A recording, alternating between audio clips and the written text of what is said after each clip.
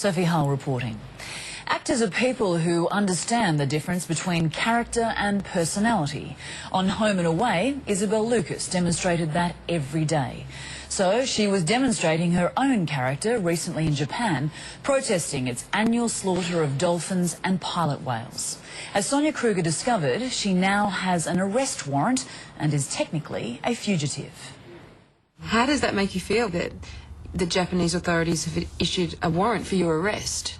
Well, we were actually quite aware of the possibility of that happening already. So when we were in Japan, in Taiji, and we did our paddle out ceremony in our circle in the water, we had our passports wrapped in plastic slips in our wetsuits in case the police were going to come down and detain us. Isabel Lucas isn't your average actor.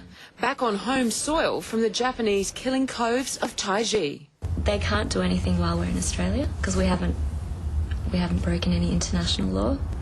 But what it's for interfering with international commerce. And we paddled past a net that we weren't meant to go past. And so if we do go back to Japan, then there is the risk that we might be arrested at the airport. Is that something you're planning to do? We're thinking possibly early next year we're going to go over and we'll up the ante. While the protest made headlines around the world, the passionate environmentalist stresses the true horror was never seen.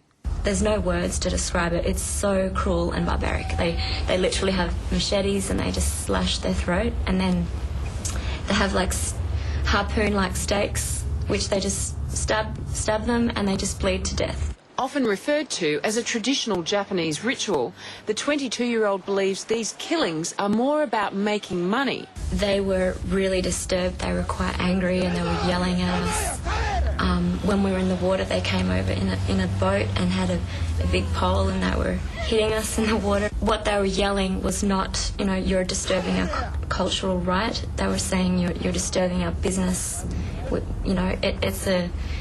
It's a fine line. There's nothing traditional about the methods that they're using. Truth or dare? There.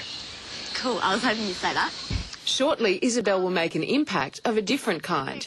The Logie winner will appear with Ethan Hawke, Willem Dafoe and Claudia Karvan in the vampire flick Daybreakers. Tomorrow, she begins shooting the World War II miniseries The Pacific. Steven Spielberg, her executive producer. It's a great role. Her name's Gwen, the character, and she's the lifelong friend, girlfriend of Sid Phillips, and these are non-fictional characters, so they're still alive, which is quite special. With her star on the rise, this is one young actor who'll continue to support the causes in which she believes. The polls are actually showing that 77% of the Japanese oppose whaling, and that's a big call, because it shows it's just about the economy. It's a completely political issue. Sonia Kruger reporting. If you haven't bought